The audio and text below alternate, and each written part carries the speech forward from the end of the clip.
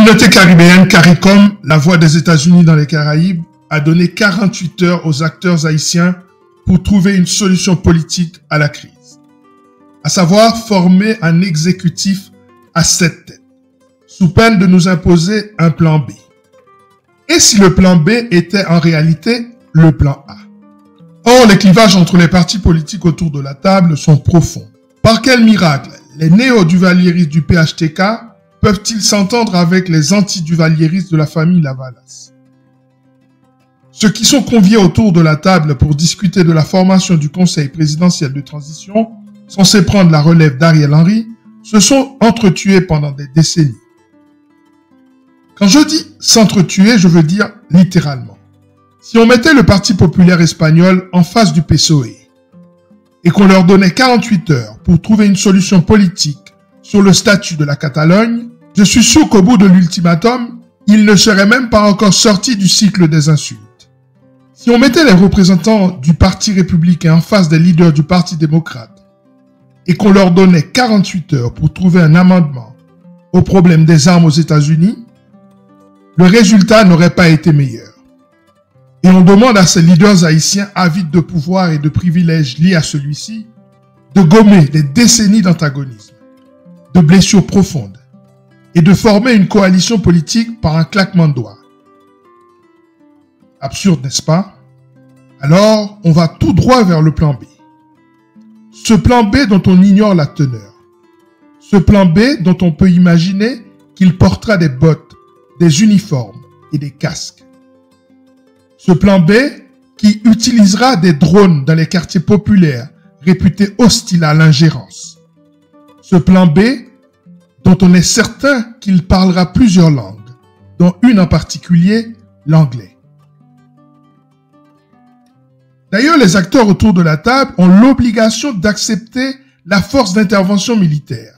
Ceux qui refusent ne sont pas conviés. Les acteurs politiques doivent également s'engager à ne pas contester les résultats des prochaines élections. Alors, le plan B vaut le plan A. Les deux prévoient la présence d'une force militaire en Haïti. Les Américains vont nous envoyer leurs hommes armés. Encore une fois.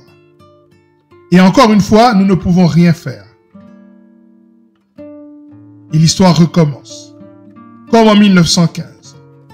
Comme en 1994. Comme en 2004. Et encore une fois, tout cela fait partie d'une machination planifiée presque scientifiquement. Aujourd'hui, pour justifier la venue de troupes étrangères en Haïti, on crie aux actes de cannibalisme.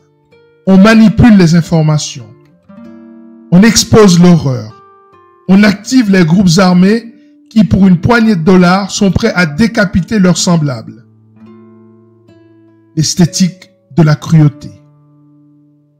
Et on est sûr que l'opinion publique s'indignera et fermera les yeux sur les exactions à venir. Car exactions, il y en aura. Il y en a toujours dans une occupation. Il y en a eu en 1915. Il y en a eu en 1994. Il y en a eu en 2004. Il y en a toujours. Il y en a au Congo. Il y en a eu en Somalie. Il y en a eu en Afghanistan. Je vous dis, des exactions, il y en a toujours. C'est que nous sommes confrontés à un acteur qui a de l'expérience en termes d'invasion. En effet, les Américains remportent la palme de l'interventionnisme militaire au niveau mondial. Depuis leur indépendance, les États-Unis sont intervenus militairement plus de 340 fois dans un autre pays. D'après Richard Grimet, spécialiste de la défense nationale.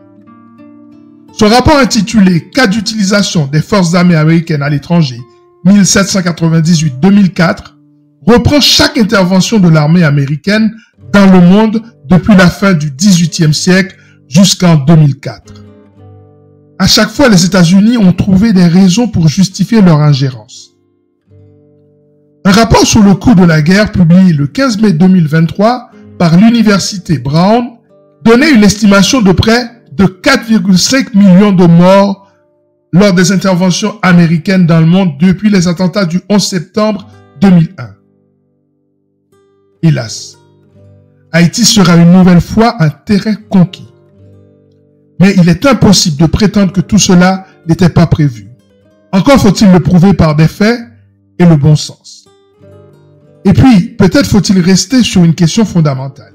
Pourquoi ce refus catégorique d'un exécutif bicéphale, comprenant un président de la République et un premier ministre? Qu'est-ce qui se cache derrière cette objection?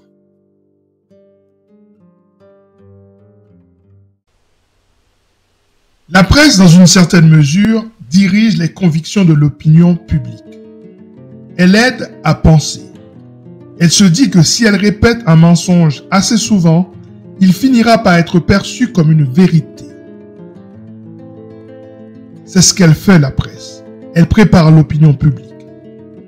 On a besoin de l'aval de l'opinion publique pour donner l'illusion d'être des garants des droits de l'homme, alors qu'on est leur pire bourreau. On a besoin de l'aval de l'opinion publique pour préparer le terrain, éviter l'émergence des cacos modernes. Les cacos, vous savez, ces paysans qui ont combattu l'intervention américaine en Haïti entre 1915 et 1934. Ils ont besoin de la presse pour éviter l'hostilité. Et la presse répète la même chose. Les gangs ont pris le pouvoir en Haïti. CNN, France 24, Radio-Canada, Radio Métropole, Arte, TV5, tout le monde. Personne n'a une autre lecture de la situation. J'ai rarement été confronté à des opinions si peu nuancées dans une crise. Une couverture médiatique internationale indigne du journalisme. Une caricature de couverture. Une honte. La presse a toujours une vision superficielle de la situation haïtienne. Et pour une raison qui m'échappe complètement, ne pose pas les bonnes questions.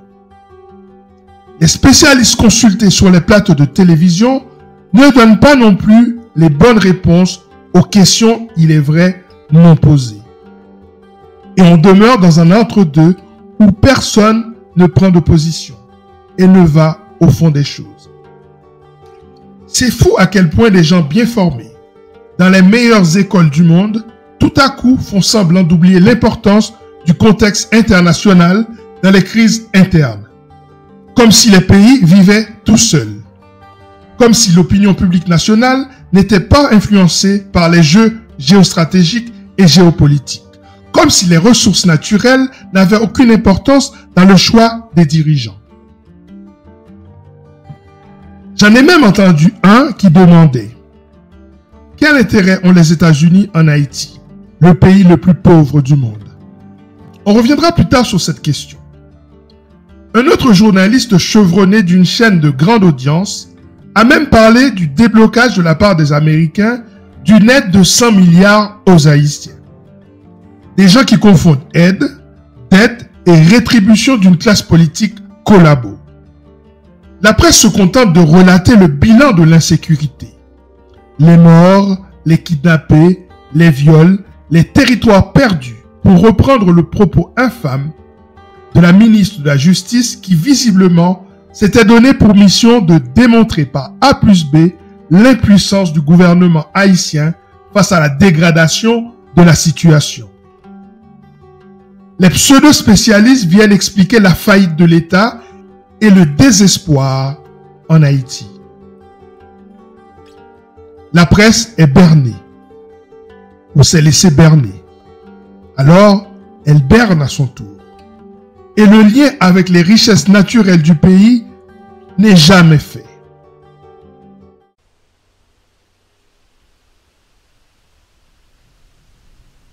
Bien que les détails sur les ressources naturelles d'Haïti demeurent le secret le mieux gardé de la planète, lors de plusieurs émissions sur cette chaîne, j'ai tenté de démontrer l'existence des richesses dans le sous-sol haïtien.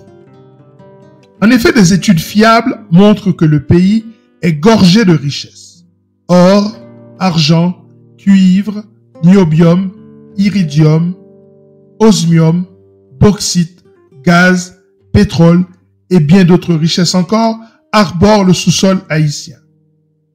Le pays est assis sur plusieurs failles tectoniques, ce qui doit faire de lui un réservoir gigantesque de pétrole.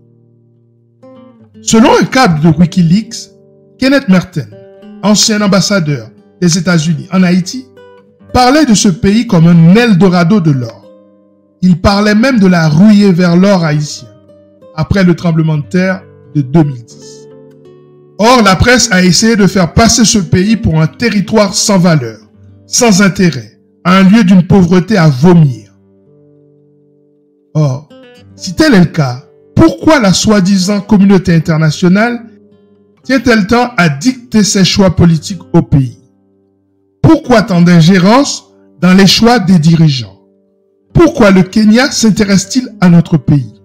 Pourquoi les Américains interviennent-ils si souvent dans ce pays? Pourquoi s'attellent-ils à mettre au pouvoir des pantins pour protéger leurs intérêts? Des pourquoi, j'en ai encore des dizaines. Dans l'émission consacrée au paradoxe des ressources naturelles, je vous parlais des 5 menaces qui pèsent sur Haïti. À savoir, les fragilités macroéconomiques, la corruption, les conflits et la violence, les risques écologiques et enfin les risques de pillage. On le voit bien, le contexte haïtien actuel ressemble étrangement à celui d'un pays riche en matières premières et en ressources stratégiques.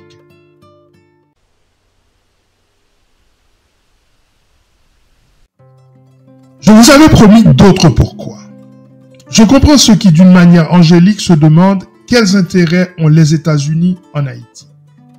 Surtout quand on sait que Donald Trump, l'ex-futur président américain, armé de sa délicatesse légendaire, qualifiait Haïti de pays de merde en janvier 2018.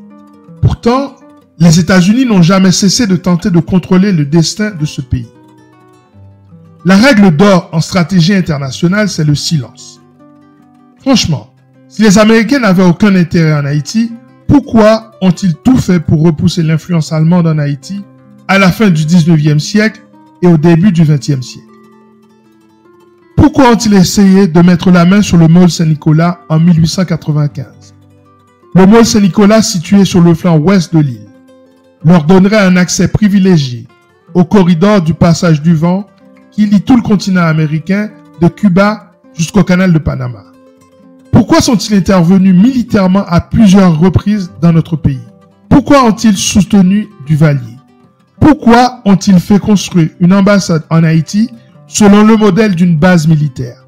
Pourquoi cette ambassade est-elle l'une des plus grandes au monde?